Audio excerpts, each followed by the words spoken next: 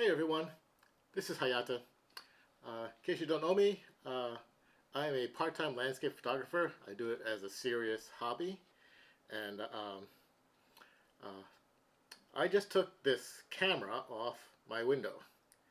Now, it may look like a film canister, and it is a film canister, but it's also a pinhole camera. And there's a little pinhole right here. Right? It's covered with tape right now, and then there's a piece of photo paper back here. Where I heard this about, or heard this from, is from a workshop that was held by Unique Photo in Philadelphia.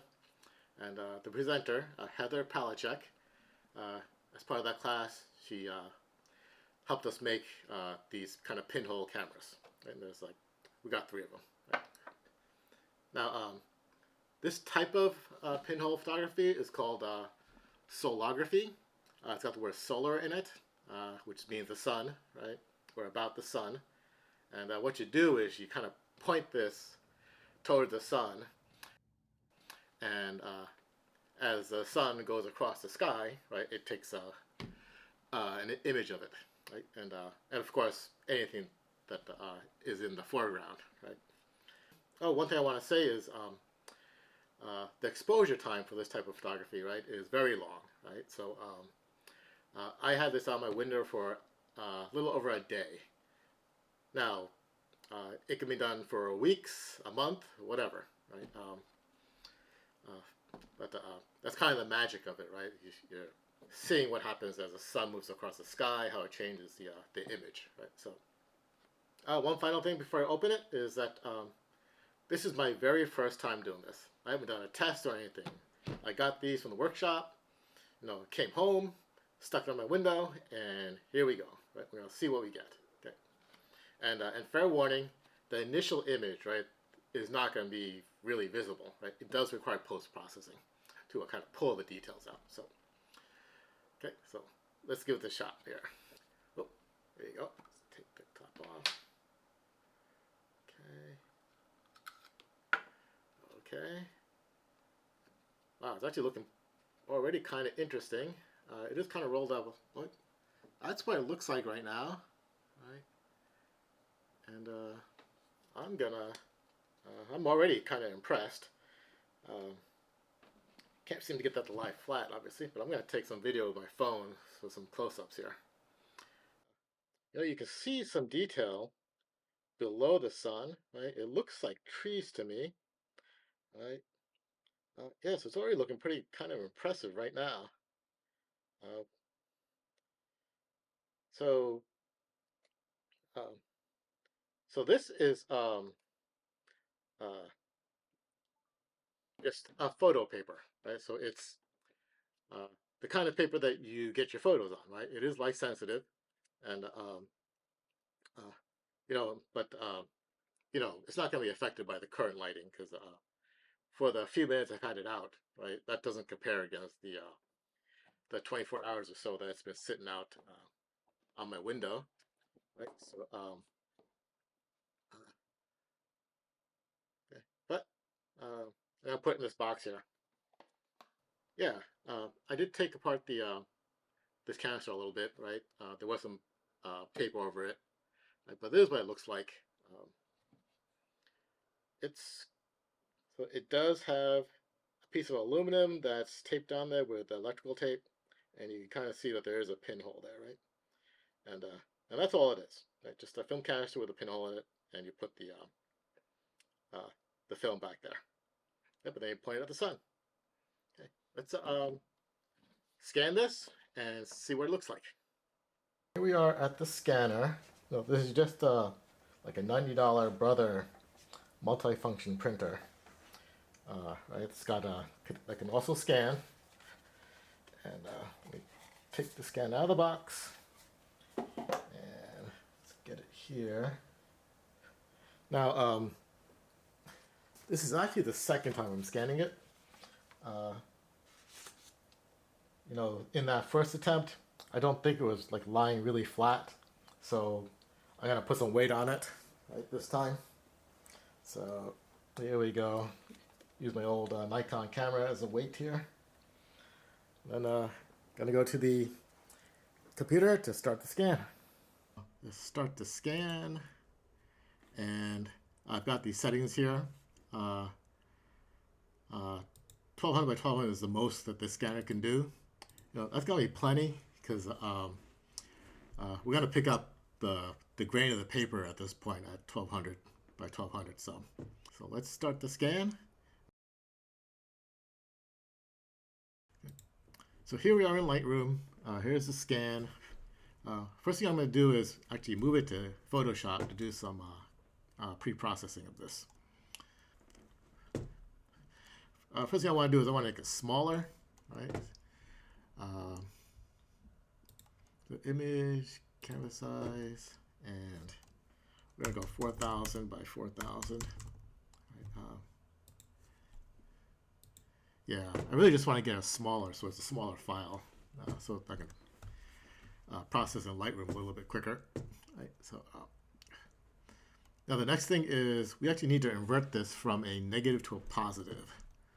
So here we go to layer, adjustment layer, invert. Right. Okay, so there it is. That's what it looks like. If we zoom in a little bit, whoops, you can kind of see what it looks like. So now let's save this off. Here we are back in Lightroom, and here's the scanned, or here's a cropped image, right? One thing you want to do is want to rotate it so that it's in the proper orientation, right? So now you kind of see the trees down here, and there's the sun. We're going to kind of straighten this out a little bit, right? So we'll transform. Put some guide rails on here. It goes like this. Like this. And like this. Whoops. And then like this. Okay, that's a bit more square. I'm gonna crop it more.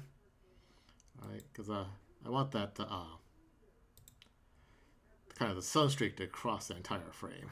Right, so go like this. Yeah.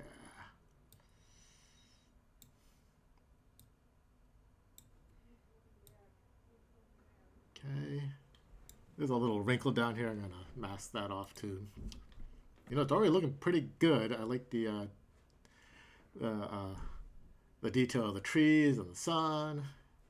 All right, but let's do some basic processing on here. I like to hit auto just to get a start on it. But I think I want to cut down the highlights, open up the shadows. Oh, that's too much. I think let's kind of go like there. I think the trick is to decrease the blacks. Right, and let's see how we're doing clipping wise. Okay, then increase the whites. Okay, yeah, and you kind of see, you can see the grain of the paper, right? And that's okay. I think it's gonna make it artistic, right? Now the color of it's a little dull, I guess. So what I'm gonna do is I'm actually gonna try to turn it blue. There we go. Because yeah, there we go. And then just so it looks a little bit more interesting. Oh, we're gonna crop this off a little bit more here. Right. And then how's my exposure? Yeah, I think the exposure is okay. Now, what happens if I add some contrast? Yeah, I like adding some contrast there. Maybe not all the way, because we want to keep some of the softness. All right, and then also, we'll see what dehaze does. Dehaze is like the magic slider, right? Okay, yeah. So I'm beginning to like how that looks. Clarity, yeah, it doesn't need clarity. Clarity is actually kind of acting weird with this image. All right, and see texture. All right, so if I really want to see the grain of the paper, I can boost the texture. And I actually do want to see more of it. All right. We don't need all this down here, right? Because that's just pretty much black. And then up here, I want to keep some of the sky, so I'm going to actually crop it again. Let's just give it a standard like 16 by 10 crop. All right, let's see how this looks.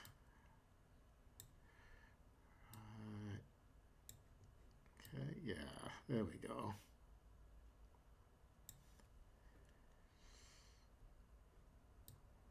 Okay. That's really much better, right? So this is a black and white film, right? So if you notice, it was blue when it came out of the little pinhole camera. I think that's what happens to this black and white film when it's overexposed, right? But it's black and white film, so it's going to just be kind of variations on one color, right? But I think we can take some artistic license here. Let's add a linear gradient filter, right? Kind of across the top. What I want to do is I want to change the color down here, so I can warm it up, right? Or I can make it bluer. It doesn't really look any better. I can purple it. That's a little bit better. Yeah, the green and blue don't really go together. So we can take some drastic action here, and let's just try to change the color. There we go. All right, so yeah, so I can just use the color picker over here, right? Let me. Oh, I guess I can't move that. Yeah, right. So that's much better. I like this purple, right? Let's go to the other side here, right? I like this purple. Yeah, maybe the purple's a little too strong. Yeah, I'm really liking this purple. But let's see what happens with other colors here. Okay, blue again. That's really a non-starter. This purple and this purple. Right, and let's see. How saturated do I want it to be?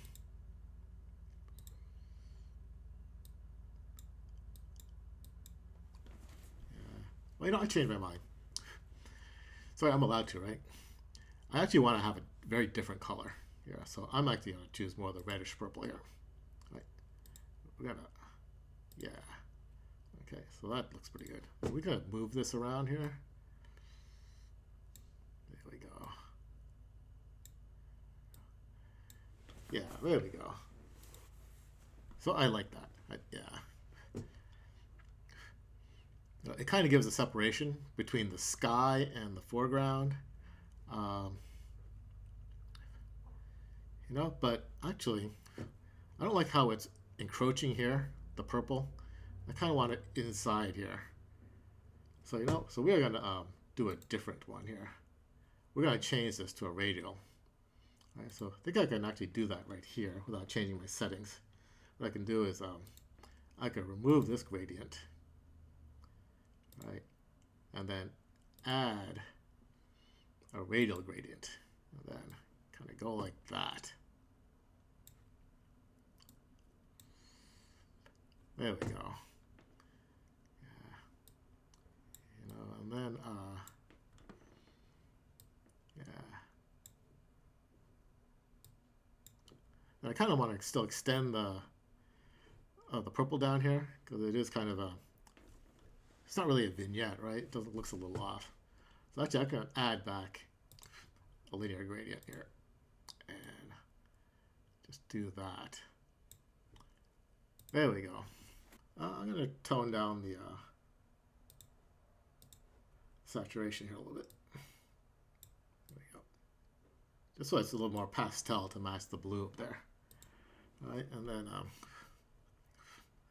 maybe it is a little too vibrant. So I think I will just cancel out the vibrance and then take down the saturation even more. So it's not so vibrant. Right, but I don't want to lose the blue. There we go. That's pretty good. I like it. I like it. So next thing is we're going to send it to the printer and see what it looks like on print. Here's how it turned out when it was printed. So I think it looks pretty darn good for a first attempt. I will say that I am finding myself mentally freed up a little bit more um, with this type of photography. Right? So, uh, in terms of the editing of the images, so when I use my regular camera here and take landscape photos, you know, I hesitate to like really push the editing because I think people expect it to look realistic, right? And so I find myself mentally limited there. But with this, uh, it's a bit more abstract. So I think it's freeing up in my mind that I can do more editing and take more liberties with the editing. So uh, yeah, so far it's been a pretty cool experience right now. So next steps. So and before I talk about next steps, let me talk about why I'm recording these videos. Right? So what I want to do is take people on the same journey that I'm going through. Right? So so far I've I think I've shared everything that I've done so far. Right? I haven't left anything out except for constructing these pinhole cameras because I did that in our workshop, and this is kind of what inspired this whole idea of a pinhole photography. So that's the goal. Right? So now next steps, there's two of them. Uh, the first one is I took another one of these and I stuck it on my window in the same spot, and I'm planning to leave it there for like a week. Okay, so and see what we get. Now that kind of leads to the second thing, right? Where you know I can't wait a week, right? We need shorter exposure times, right, to learn this stuff at a good pace. If I have to wait a week or a day or whatever for every single exposure, this is gonna take forever, right? So we don't want that. Right? So what I'm gonna do is I'm gonna take uh, my regular mirrorless camera, and we're gonna use this for a pinhole photography. Okay? And that basically means taking like this body cap, sticking a pinhole on it. Hopefully the exposure times will be 2 minutes, 5 minutes, around there. Not like 24 hours, right? So and then also um, I'm planning on using these extension tubes, right? So I'll explain that in the next video. And then I also have this adapter that I have from a different project, and I'll explain how this is going to fit into the pinhole photography journey. So, hope you join me on this little trip, and so please follow, subscribe, do the usual things, and we'll talk to you next time. Thanks.